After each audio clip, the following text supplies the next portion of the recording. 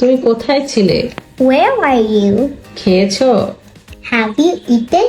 এখন কটা বাজে? What time is it now? আমি ঘুমাচ্ছিলাম। I was sleeping. কেমন লাগবে যখন আপনি দেখবেন আপনার 5 বছরের বাচ্চা খুব সুন্দর করে গড় গড়িয়ে 4 letters and 3 letters English word গুলো পড়তে পারছে?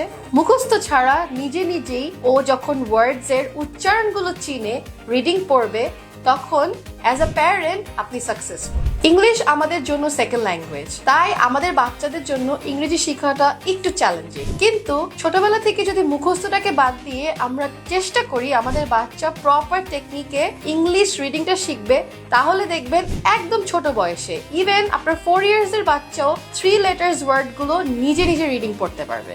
অবিশ্বাস্য শোনালেও সত্যি, যদি আপনি প্রপারলি গাইড করতে পারেন, আপনার টাইম এবং পারফেক্ট টুলস যেমন কিডস এর এই ফোনিক্স বুক সাথে ওয়ার্ডস এন্ড স্পোকেন বুকটা আপনি ইউজ করেন, তাহলে দেখবেন আপনার বেবি 5 থেকে 6 ইয়ার্স এ যখন চলে যাবে তখন খুব সহজেই ইংলিশ স্পিকিং করতে পারছে, প্লাস রিডিংও পড়তে পারছে। তাই দেরি না করে নিচের অর্ডার বাটনে ক্লিক করে এখনই অর্ডার করে ফেলুন এই 3টি ম্যাজিক্যাল বুক।